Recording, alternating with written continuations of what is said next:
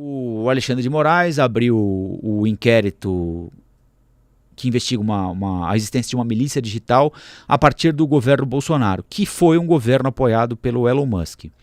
Bolsonaro que ontem agradeceu ao apoio que recebeu do Elon Musk. Ao longo desse inquérito das milícias digitais, alguns perfis foram removidos. Algumas figuras públicas tiveram as suas contas suspensas do Twitter por determinação judicial. Então o que faz o Supremo Tribunal Federal diz o seguinte: essa conta aqui dessa pessoa não pode publicar no Brasil, sob pena de multa de tantos mil reais por dia, etc. e tal. Então uma série de endereços foram suprimidos. E o Elon Musk disse no fim de semana que não ia mais respeitar isso aí. Acabou essa história, que ele ia liberar esses perfis que foram suspensos e que o Alexandre de Moraes estava desrespeitando a Constituição brasileira e impondo uma censura aqui no Brasil. Olha aí a mensagem que ele publicou. Foi ontem. Em breve o X publicará tudo o que é exigido por Alexandre. Ou seja, ele queria tornar públicas as demandas levadas ao X pelo ministro Alexandre de Moraes e como essas solicitações violam a legislação brasileira. Este juiz traiu descaradamente e repetidamente a Constituição e o povo do Brasil. Ele deveria renunciar ou sofrer impeachment. Vergonha, Alexandre. Ele marca a arroba do ministro Alexandre de Moraes, né? Vergonha. Isso bastou para botar fogo em mato queimado, né? Vários políticos, empresários, simpatizantes, dessas figuras que tiveram suas contas suspensas e outras que não necessariamente têm vínculo com essa gente, muita gente da chamada direita racional, né, políticos que temem essa onda, também aderiram a esse apito tocado pelo Elon Musk, denunciando uma suposta censura aqui no Brasil, né? E poucas horas depois, o Alexandre de Moraes incluiu o Elon Musk no inquérito das milícias digitais, né? Enfim, o fato é que essa discussão aqui provavelmente é uma discussão que não vai levar nada a lugar nenhum, porque nem o Elon Musk vai descumprir as determinações judiciais aqui no Brasil. Ele não pode descumprir as determinações. Quer dizer, poder pode, não é? Mas ele vai arcar com consequências graves se descumprir as determinações judiciais impostas pelo ministro Alexandre de Moraes ou por quem quer que seja, pelo Supremo Tribunal Federal. E ao mesmo tempo a capacidade do arcabouço legal, né, da nossa legislação de impor alguma espécie de restrição ou punição ao Elon Musk também é muito pequena, né? Talvez esse momento sirva para a gente discutir se de fato existe censura no Brasil, porque a argumentação do Elon Musk é essa, não é? Olha, eu sou um libertário, eu cheguei aqui para liberar vocês, para libertar vocês de uma ditadura imposta pelo Supremo Tribunal Federal, notadamente por esse ministro. Então, a partir de agora, eu não vou mais respeitar essas decisões, porque essas decisões não são legais. Elas são ilegais porque elas confrontam a Constituição brasileira. Então, é claro, né? Nunca, em tema nenhum, alguém tem 100% de razão, né? Felizmente.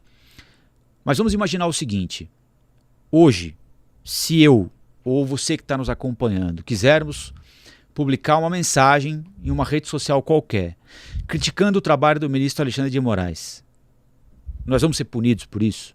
Se eu for a uma rede social qualquer e disser que o Alexandre de Moraes dá más decisões, que o Alexandre de Moraes talvez não seja qualificado para compor o Supremo Tribunal Federal, ou vamos extrapolar o Alexandre de Moraes. Se eu disser que o Supremo Tribunal Federal tem avançado sobre atribuições que são do Congresso Nacional, se eu disser que, na minha avaliação, o Supremo Tribunal Federal toma algumas decisões com fundamentos políticos e não jurídicos, eu vou ser punido por isso? Não, eu não vou ser punido. Por isso eu não vou ser punido. Se eu criticar o trabalho do Alexandre de Moraes. Quando eu poderia ser punido? Se eu pedisse o fechamento do Supremo Tribunal Federal. Se eu pedisse, enfim, se eu tentasse de alguma maneira alimentar alguma espécie de ato violento contra um ministro, contra uma ministra do Supremo Tribunal Federal, se eu atacasse a existência da instituição e tentasse de alguma maneira galvanizar apoio para que outras pessoas concordassem com essa minha ideia e a partir daquele momento passassem a criar um movimento pelo fechamento do Supremo Tribunal Federal, pelo fechamento do Congresso Nacional, né? Se eu for a uma rede social hoje e postar uma crítica ao presidente Lula, por exemplo, estou falando do Lula porque é o presidente da República, né? Mas se eu for a uma rede social e disser o seguinte: o Lula faz um péssimo terceiro mandato, o Lula não deveria ter sido eleito presidente do Brasil, o Lula administra mal a Petrobras, eu vou ser punido por isso? Não, não vou ser punido por isso. Agora, se eu for a uma rede social e conclamar as pessoas a invadirem o gabinete do Lula, se eu for a uma rede social e conclamar as pessoas a não... Isso já não é mais possível, né? Mas vamos voltar um pouquinho no tempo. A não reconhecer a eleição do Lula, a não reconhecer a vitória do Lula. Se me impedissem de falar isso, ou se suspendessem a minha conta, eu estaria sendo censurado. Percebem que é um jogo de palavra, né? Não há censura no Brasil. Censura não há. Censura havia no movimento político que alguns desses que hoje gritam por liberdade tentaram restabelecer quando perderam a eleição agora em 2022. É muito curioso notar, por exemplo, o presidente da República, Jair Bolsonaro, falar em liberdade de expressão. Que liberdade de expressão conhece o ex-presidente da República, Jair Bolsonaro, se ele tentou implantar um golpe de Estado aqui no Brasil? E quem diz isso não sou eu, é a Polícia Federal quem diz isso, né? É a liberdade de expressão que existia durante o regime militar, que ele tentou reimplantar aqui no Brasil agora em 2022, quando aí sim, se você dissesse que o general Geisel faz um mau governo, você ia acordar, ia acordar não, né? Você ia comer capim pela raiz. É isso que acontecia, né? Ali não podia discordar, não podia achar ruim, tinha que achar bom e não podia trabalhar contra. Hoje o Bolsonaro está inelegível por um erro que ele cometeu, mas o grupo político dele está aí. O filho dele vai ser entrevistado daqui a pouquinho no Roda Viva, TV Pública, TV Cultura de São Paulo, Flávio Bolsonaro, senador Flávio Bolsonaro. O outro filho dele, Eduardo Bolsonaro, ontem estava fazendo uma live para 30 mil pessoas. O partido dele hoje é o partido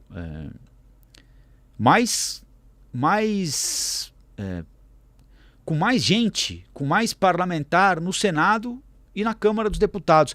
Onde há uma ditadura? Não há uma ditadura. Não há nenhuma ditadura, não é? As pessoas podem falar o que elas bem entenderem. Elas podem achar o que elas bem entenderem de quem elas quiserem. Elas podem se manifestar a respeito disso onde, quando e como elas quiserem. Agora, daí achar que liberdade de expressão te permite defender um golpe de Estado, daí achar que liberdade de expressão te permite fazer uma live, uma transmissão, ou postar mensagem, desejando que esse morra, ameaçando o fulano de morte, como aconteceu recentemente com o presidente da República. Teve um pastor que chorou dia desses, num depoimento à Polícia Federal, porque tinha dito, foi chamado para prestar depoimento, porque disse que pretendia, enfim, um ato de violência contra o presidente da República, para acabar com a vida do presidente da República. Então, em algum momento, nós perdemos o limite do bom senso. Basicamente é disso que se trata. Então não há nenhuma espécie de censura aqui, né? É claro que foram cometidos exageros e foram cometidos equívocos por parte do Supremo Tribunal Federal, por parte do ministro Alexandre de Moraes. E tudo isso tem que ser avaliado. Todo mundo é inocente até que provem o contrário e todo mundo deve ter garantido amplo direito à defesa. Essas são características de um ambiente democrático e não de uma ditadura. Na ditadura, você não é inocente até que provem o contrário. Você é culpado desde que o general ache que você é culpado. Bastou isso para você ser culpado e bastou isso para te jogarem na cadeia, bastou isso para te torturarem, bastou isso para te matarem. Como aconteceu, não estou inventando nada aqui. E foi isso que quiseram implantar novamente agora em 2022, quando, a pretexto da liberdade de expressão, diziam que as urnas eletrônicas estavam fraudadas. E, de novo, nós vamos ter de ficar atentos para não sermos usados como massa de manobra. Uma coisa é alguém exigir explicações sobre o funcionamento da urna eletrônica. Uma coisa é alguém dizer o seguinte: essa urna eletrônica tem um sistema obsoleto, ele não é inviolável, ele é violável. Alguém vai te provar que não, alguém vai ter de te provar que não. Não é por causa disso, daquilo. Outra coisa é eu juntar milhares de pessoas e sair por aí gritando que a urna está violada, que tem um jogo marcado, que não adianta você votar no 22 porque o seu voto vai para o 13 e passar 4 anos, mais de 4 anos, né, falando isso o tempo todo. Isso é liberdade de expressão ou isso é a construção de um caminho para acabar com a liberdade de expressão? Porque não há liberdade de expressão maior do que o voto de cada um de nós, né? E quiseram macular isso. Quiseram nos dar a impressão de que nós vamos votar, mas o nosso voto não vai valer de absolutamente nada. Isso é liberdade de expressão? Vejam que a linha é bastante clara, mas ao mesmo tempo é muito tênue para quem está entorpecido pela paixão por alguém, não é? Exigir prova de que a urna eletrônica é segura está dentro do jogo, absolutamente. Afirmar que a urna está fraudada sem nenhuma prova não está dentro do jogo. Isso não é liberdade de expressão, isso é subversão da liberdade de expressão, não é? Enfim, eu poderia aqui dar inúmeros outros exemplos. O fato é que Elon Musk ele se infiltrou nessa discussão por uma questão ideológica. Basta ver a quantidade de elogios que ele faz, por exemplo, ao presidente da Argentina, Javier Milei, que mal tomou posse, né? O Milei tomou posse no dia 10 de dezembro. Janeiro, fevereiro, março, abril, tem 4 meses de mandato, não é? Basta ver a forma como ele trata o ex-presidente dos Estados Unidos, Donald Trump, a forma como ele trata o ex-presidente do Brasil, Jair Bolsonaro. E tudo bem, é legítimo que ele tenha a posição dele, e ele assume isso, né? Agora, daí a tentar desestabilizar um país, porque foi isso que ele fez, né?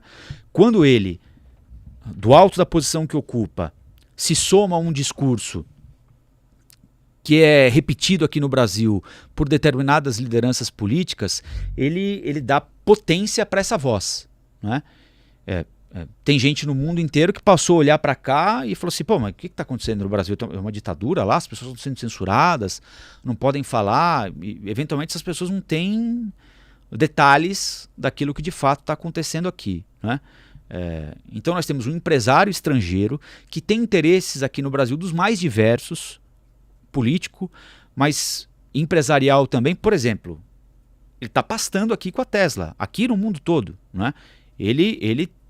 Aliás, ele foi aos Estados Unidos demandar proteção do governo norte-americano contra os veículos elétricos chineses.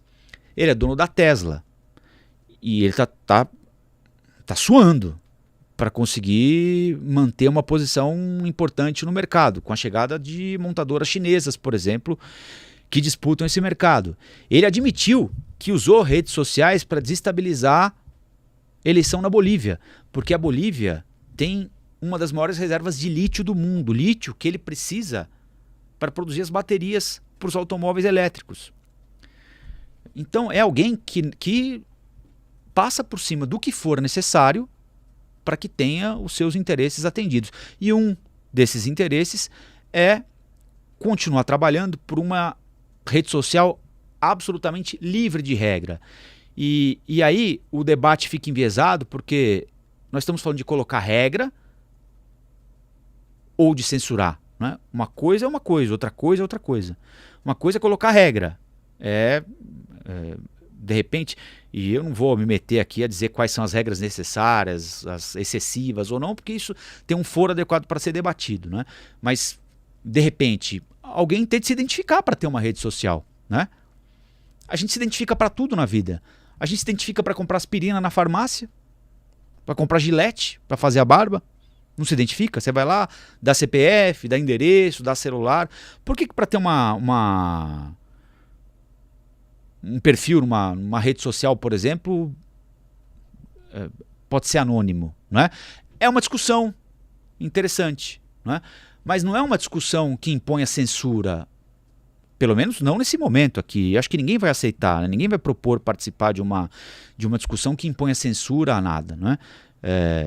É uma discussão que impõe regras para que as pessoas não se sintam autorizadas a fazer na internet o que elas não fazem de cara limpa. Eu canso de citar aqui, e aqui eu estou dando um micro exemplo absolutamente sem importância, né?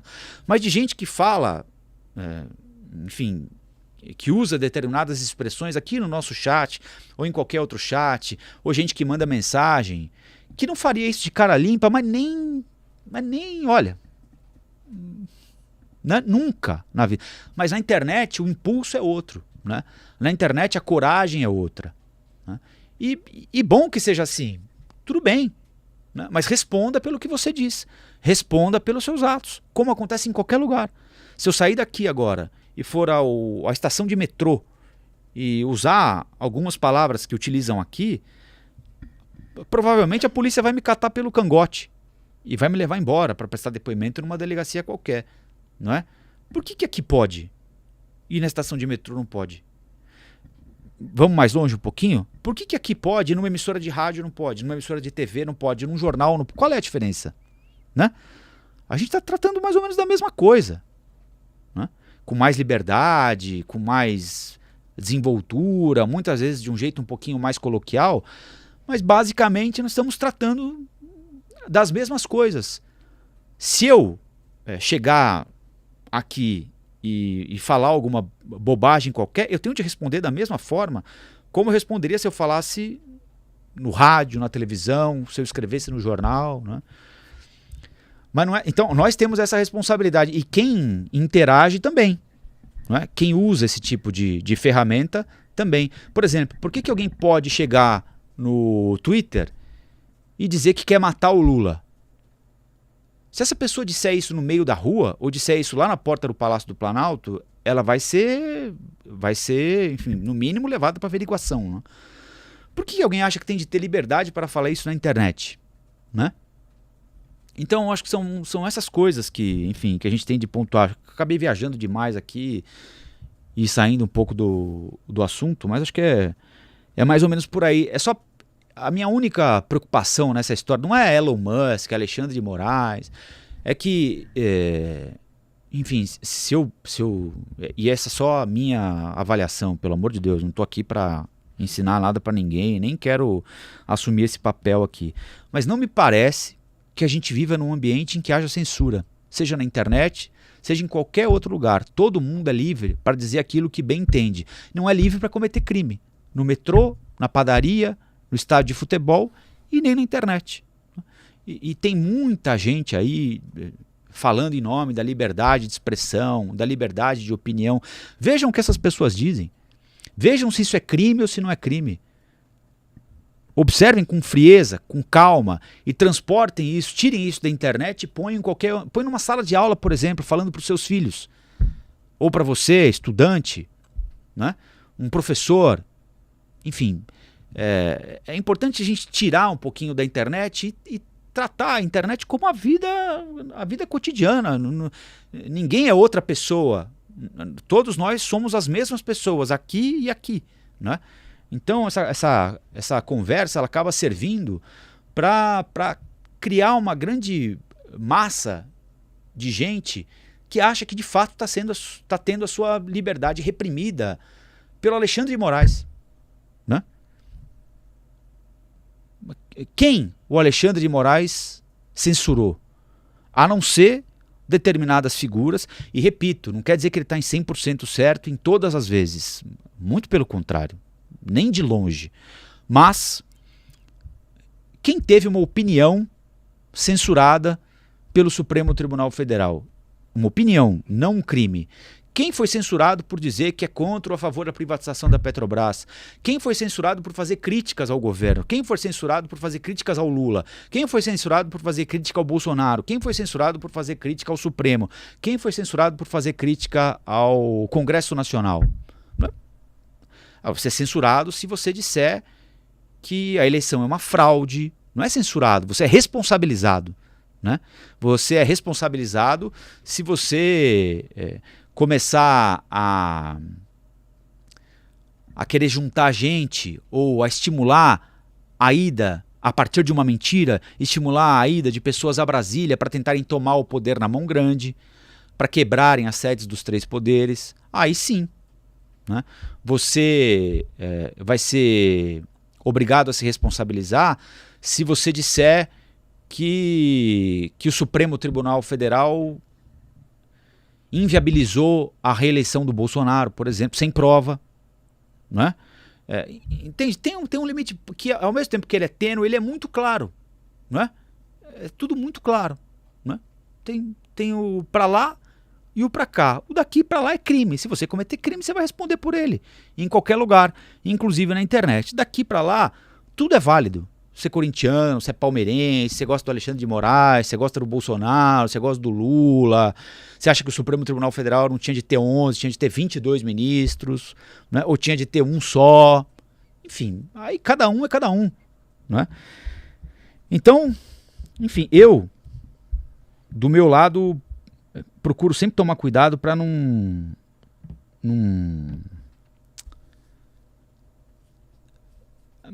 virar massa de manobra mesmo, sabe? Desse tipo de gente que se apresenta como defensor da liberdade de expressão, etc e tal, mas no final das contas está trabalhando exatamente contra a liberdade de expressão e contra outros tipos de liberdade que seriam caçadas, já foram, né? E seriam caçadas caso aquilo que elas tentaram tivesse acontecido. E só não aconteceu porque algumas das pessoas hoje acusadas de serem censoras estavam apostos para defender a liberdade de cada um de nós, de estar hoje aqui falando e conversando como a gente está conversando, né? Não existe nenhum tipo de censura. Isso não que a gente não deva ficar atento sempre, né? Com todo mundo. Mas é isso que o Elon Musk demanda. Ele não vai deixar de cumprir as determinações da justiça brasileira. O que ele parece compor é um quadro que tem conexão, né? Há uma conexão entre determinados fatos que acontecem e que aconteceram recentemente na história do país, né? Desde a perspectiva de prisão do ex-presidente da República, Jair Bolsonaro, desde a derrota do ex-presidente Jair Bolsonaro, né? Desde as operações da Polícia Federal contra filhos e contra o próprio ex-presidente da República, Jair Bolsonaro, né? Há um movimento para desqualificar o Supremo Tribunal Federal e para desqualificar especialmente o ministro Alexandre de Moraes, como foi o vazamento daquelas gravações do Mauro Cid, se lembram? Dizendo que eles estão pesando a mão na delação, estão colocando ali coisa que eu não falei, ele inclusive voltou para a cadeia. Aquilo foi e não que não tenha que ser investigado, tem que ser investigado, né? Mas já foi ali uma tentativa de tirar a credibilidade daquilo, né? Agora vem o Elon Musk dizendo que há uma censura, que o Alexandre de Moraes está descumprindo a Constituição brasileira. É interessante saber que o Elon Musk conhece a Constituição brasileira melhor que o Alexandre de Moraes, que é professor de Direito Constitucional, né? Mas, enfim, é algo sempre para a gente refletir, é sempre importante a gente refletir, mas o tom usado por ele, a agressividade, a assertividade usada por ele, né? A manifestação feita pelo ex-presidente da República na Avenida Paulista, que vai ser repetida agora no Rio de Janeiro, né? Essas coisas elas parecem todas fazer nexo, elas todas parecem ter sentido juntas, né? É uma tentativa clara de tirar a credibilidade da Suprema Corte Brasileira para que as decisões da Suprema Corte Brasileira careçam de confiança por uma parte importante da sociedade brasileira, por uma parte importante da população. O mesmo processo que foi feito com a urna eletrônica, né? Alguém fica repetindo 5, 6 anos que aquilo é fraudado. Tinha um monte de gente que não acreditava. Tinha um monte de gente que achava, sem nenhuma prova, que achava que aquilo era uma loucura qualquer, que estava tudo marcado, que não adiantava votar no Bolsonaro, que o Lula já estava eleito, etc e tal, né? Enfim, Só pra gente ficar atento aí, também não entrar nesse joguete aí, né? E também lembrar que não tem mocinho e bandido, né? Olá, aqui é o Rafael Colombo. Gostou do que acabou de assistir? Se inscreva no canal Cortes do Flow News para os melhores momentos. Quer acompanhar os nossos programas na íntegra? Então se inscreva no nosso canal oficial, Flow News.